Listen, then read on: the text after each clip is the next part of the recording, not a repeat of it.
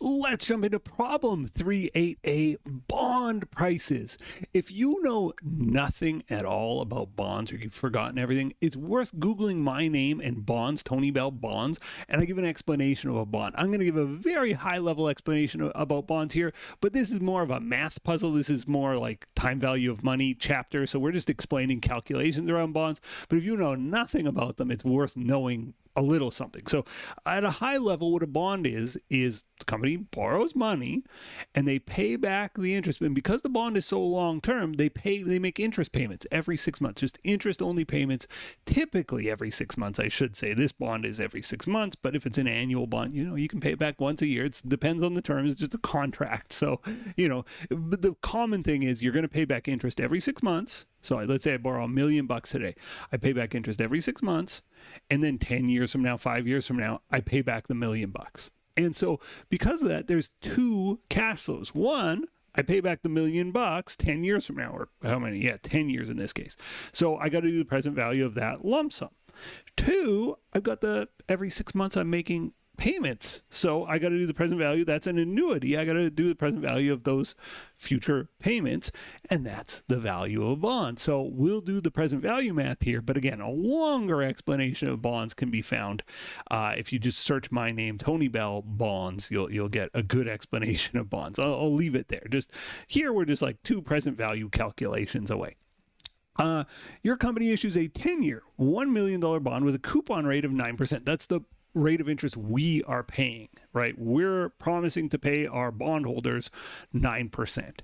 And semi-annual coupons, so you're going to see a lot of dividing by two here in this question because everything's based on the half year. Well, interest rates are quoted at full year amount. So you're going to see a lot of dividing by two. And yes, it's 10 years, but that means there are 20 payments, right? There's 20 semi-annual payments because we pay interest twice a year, semi-annually.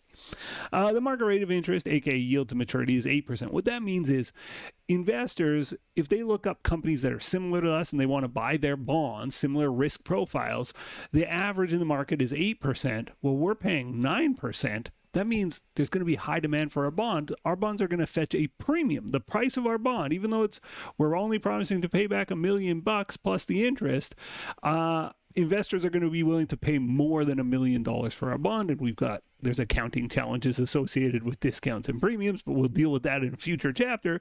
Right now, we just want to say, we're not getting $1 million. We're going to try to borrow $1 million. We're going to actually get a little bit more than that because there's a market for bonds and the market will get bid up above $1 million. How much more? I don't know. That's what this calculation is all about. So let's start. We got two present value calculations to do.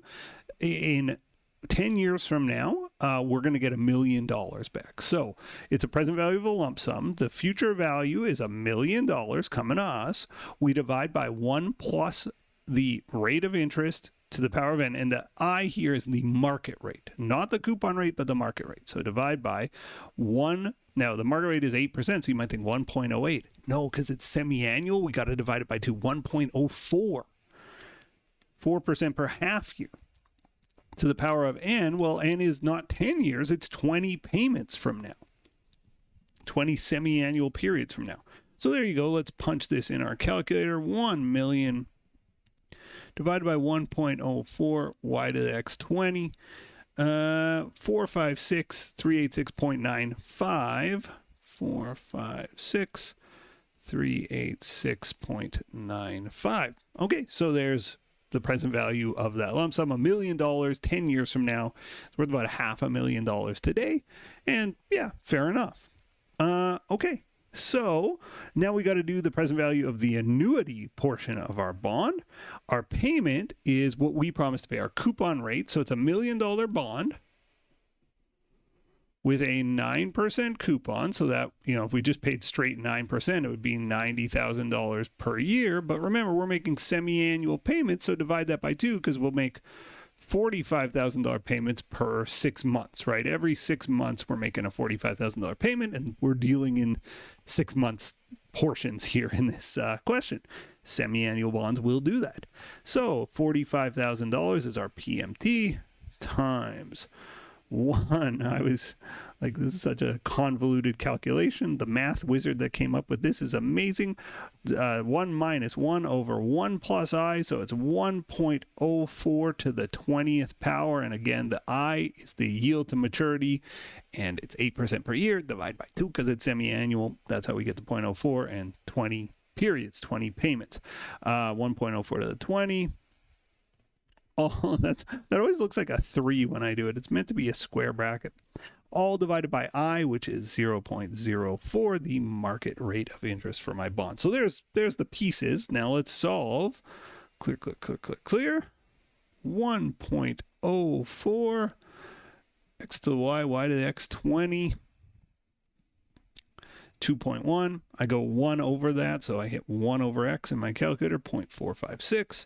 I go 1 minus that, so I put it in as negative and plus 1, 0.543, divided by 0.04, divide by 0.04, 13.5, times 45,000, times 45,000, 611,564.69. 611,564.69.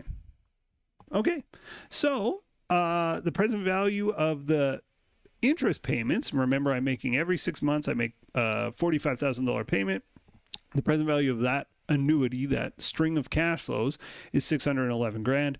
The fact that I got to pay back $1 million at the end, the present value of that is 456 grand. Add them together and we get the present value of the bond. The price of the bond plus 456,386.95. The price of our bond is 106,951.63, 106,951.64. Okay, so that's the answer. The price of the bond today, 106,951.64. That is the price of the bond today. Let's do this in our financial calculator. Oh, by the way, so that means the bond fetched a premium of $67,000, right? $1 million was the face value. We issued it for $67,000 above face value. That's a bond premium, and we spend a chunk of a chapter in this course just discussing how to account for that premium. N, so calculator inputs. N, number of semi-annual payments or periods, 20.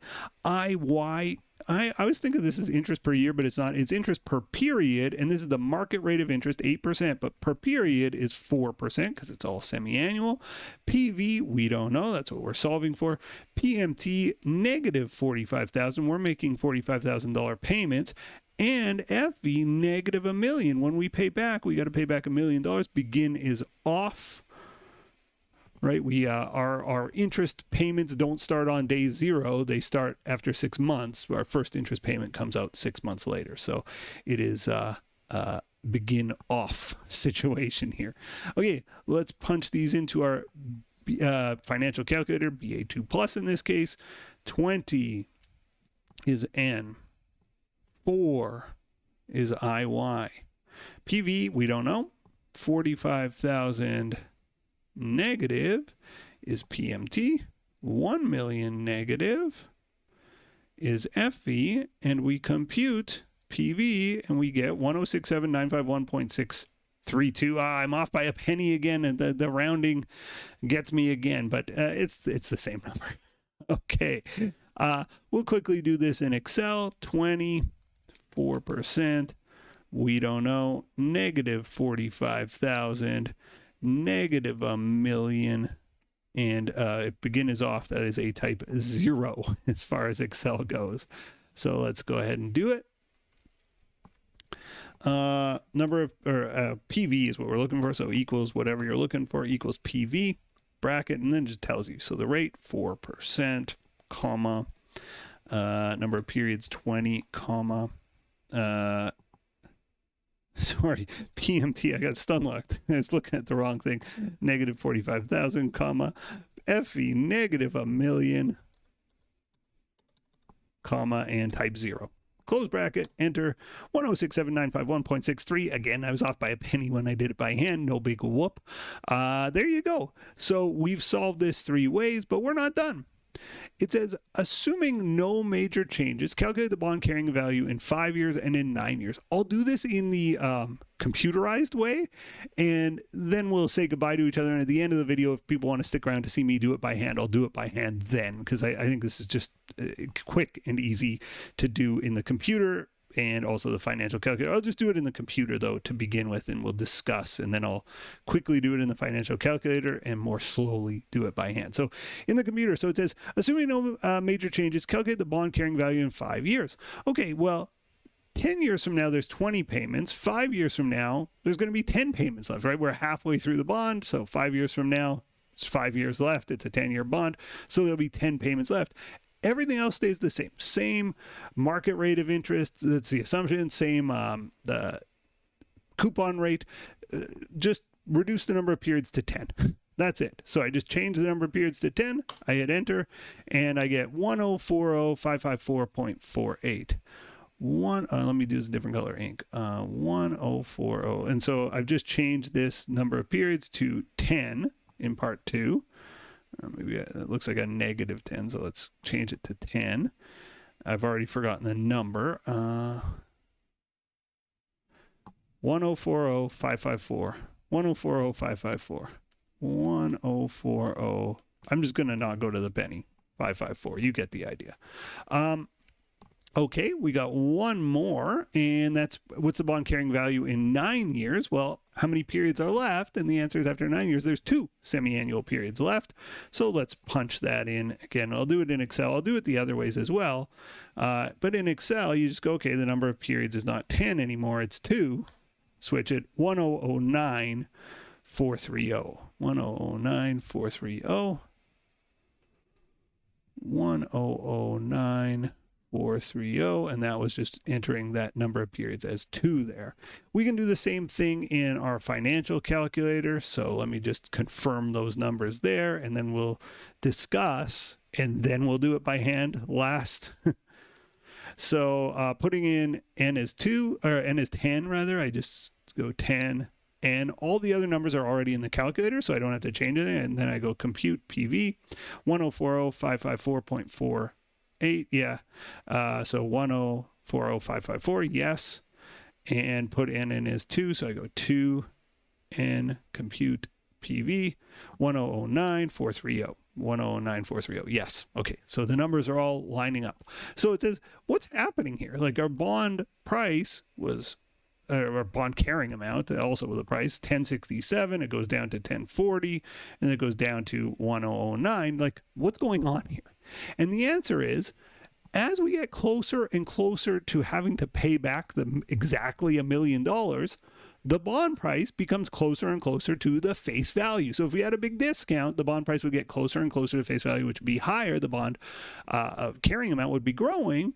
As you know, with a premium, the bond carrying amount is shrinking. And if we go to like the day before, a few seconds before we have to pay back this $1 million, guess what the bond carrying amount is going to be? It's going to be $1 million at the end of this bond. Like, that's the idea, because we got to pay back exactly $1 million. So that is the value of the bond.